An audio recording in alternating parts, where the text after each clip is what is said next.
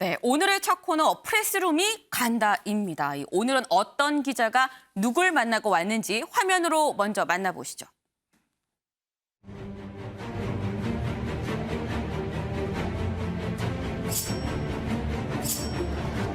지난 2년 후회하며 살았습니다. 국민 여러분이 다시 기회를 주신 만큼 열심히 해보겠습니다. 김의겸은 기자다. 여전히 기자다. 아직도 기자다. 어떤 사실을 찾아서 국민들에게 제가 하고 싶은 제 주장을 펼치는 게 국민들에 대한 예의이기도 하고 그렇게 국민들에게 다가가겠다. 그렇게 생각을 하고 있습니다. 네, 이수아 기자가 열린민주당 김의겸 의원을 만나고 왔네요. 네, 최근 민주당과 열린민주당 사이에 합당 논의가 또 이뤄지고 있잖아요. 그래서 네. 다음에 소개해드릴 때는 아마 이 더불어민주당 김의겸 의원으로 소개를 드려야 하지 않을까라는 생각도 듭니다. 어쩌면 이 열린민주당 김의겸 의원으로서는 뭐 마지막 인터뷰가 됐을 수도 있겠네요. 네, 열린민주당에서 합당 찬반 여부를 묻는 당원 투표를 어제부터 시작해서 오늘 오후 6시까지 네. 진행을 하거든요. 그리고 오늘 중에 아마 결과를 발표할 것 같은데 그 결과에 따라서 아마 행방이 정해질 것 같습니다. 그런데 당 내부에서도 반대의 목소리가 있다고 해서 왜 그런지 김 의원에게 물어봤습니다. 열린민주당은 전당원 투표를 거쳐서 최고위원회를 거쳐 최종 합당을 결의하게 되고요. 더불어민주당은 전당원 투표, 그다음에 중앙위원회, 최고위원회 의결을 거쳐서 최종적으로 통합을 결정하게 됩니다.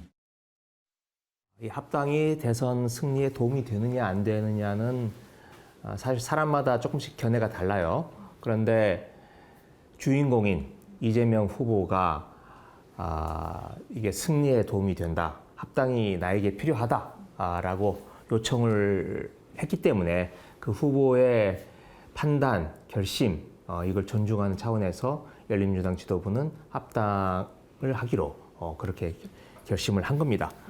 합당에 반대하시는 분들이 많이 있습니다.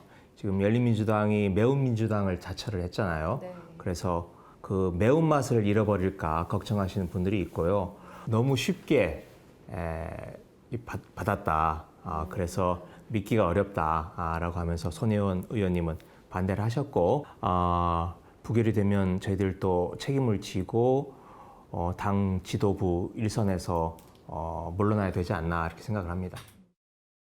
근데 얘기를 지금 들어보니까 그러니까 부결될 가능성, 당원 투표가 그러니까 합당이 무산될 가능성도 있어 보입니다. 네, 그래도 정계에서는 양당 지도부가 합의한 사안인데 무난히 통과하지 않겠냐라는 의견이 더 많은 것 같습니다. 근데 만약에 이게 그러니까 뒤집어진다면, 그러니까 합당이 무산이 된다고 한다면 이 대선 판에도 영향이 있을 수밖에 없는 사안인 거잖아요. 네. 좀 지켜봐야 될 것 같습니다. 근데 대선 시즌인데 합당만 물어본 건 아니겠죠? 당연히 아니고요. 다른 네. 것도 좀 물어봤습니다. 양당 후보의 장단점에 대해서 좀 말해달라고 했는데요. 답변 듣고 오시죠. 다들 알다시피 이재명 후보 경북의 산골에서 태어났고 소년 시절에 소년공으로서 어렵게 성장했음에도 불구하고 대학을 가고 변호사가 되고 인권 변호사를 하지 않았습니까? 네. 그렇게 성공을 했음에도 불구하고 자신의 탯줄을 잊지 않고 변방의 정서를 굉장히 정서적으로 잘 읽어내고, 그리고 거기서 그치는 게 아니고 어떤 자신의 정치적인 체중, 정치적 무게, 이걸 한껏 실을 수 있다. 네. 윤석열 후보도 하나씩. 윤석열 후보는 그에 반해서 좀 대척점에 있죠. 네. 부잣집에서 성장했고 어려움 없이 공부했고 또 권력을 누리는 검사로서 평생을 해오신 분이기 때문에, 그리고 가난하고 못 배운 사람들은 자유도 모른다 라는 표현이 그런 본질적인 데서 나온 거 아닌가, 저는 그렇게 생각을 합니다. 단점만 말씀해 주셨어요. 네. 별로 장점은 별로 눈이 안 띄는데요. 알겠습니다. 더 이상 강요하지 않겠습니다. 네. 네, 아주 그냥 단호하게 윤석열 후보는 장점이 안 보인다, 뭐 이렇게까지 얘기를 했습니다. 아주 극명하게 이재명 후보는 장점만, 윤석열 후보는 단점만 이렇게 얘기를 하네요. 네, 더 강요드리기가 좀 어려웠고요. 보니까 네. 아무래도 김 의원이 윤석열 저격수로 자칭 저격수로 활동을 하고 있기 때문에 네. 예상 가능한 답변이 아니었나 싶습니다. 그런데 윤 후보뿐만 아니라 배우자 김건희 씨에 대해서도 날카롭게 각을 세우는 모습이었습니다. 듣고 오시죠. 제가 9개월 전에 국회에 들어와서 문체위에 배정이 됐어요. 그런데 문체위에 하고 있는 일들이 김건희 씨가 하고 있는 전시 기획 사업하고 직접적으로 관련이 있는 상임입니다. 그래서 김건희 씨의 행적을 이제 취재 기자처럼 조사하고 취재를 했습니다.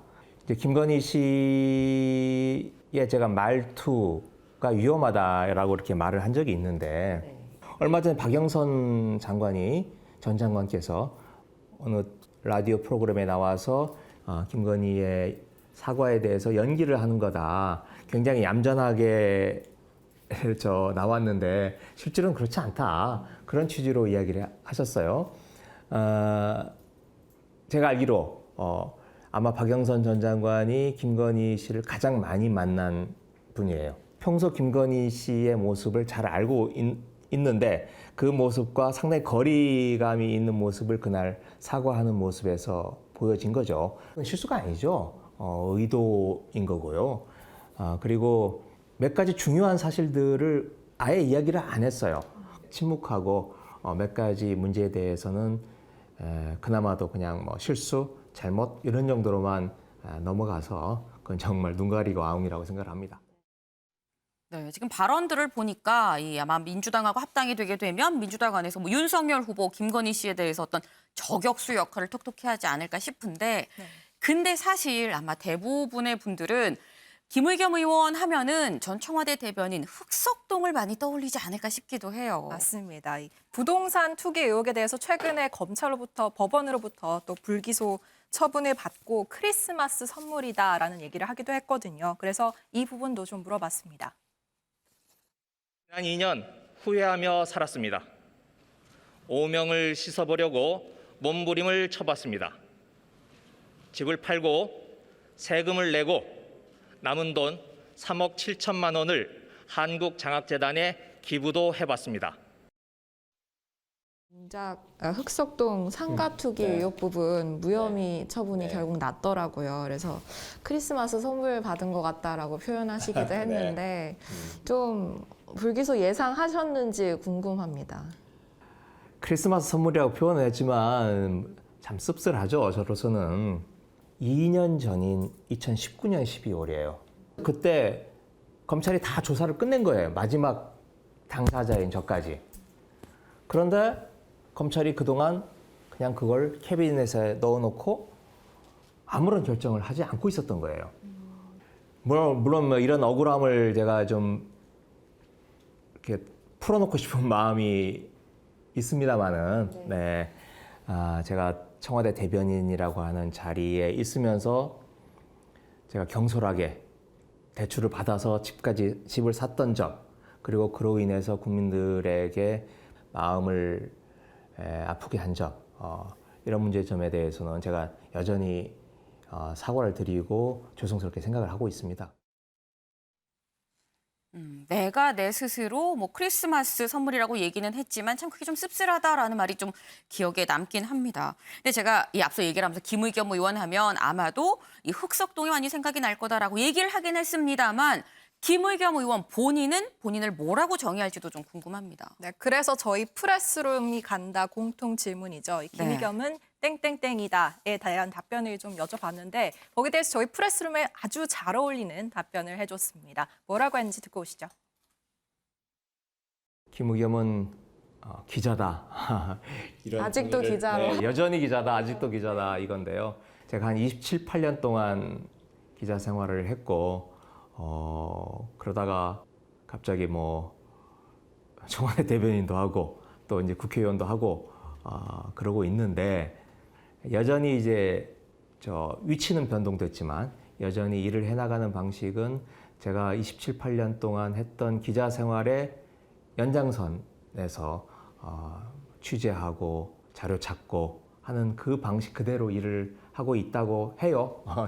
어떤 사실을 찾아서, 팩트를 찾아서 그걸 통해서 국민들에게 제가 하고 싶은 이야기, 제 주장을 펼치는 게 국민들에 대한 예의이기도 하고 또 제가 가장 잘할 수 있는 부분이 아닌가 싶습니다.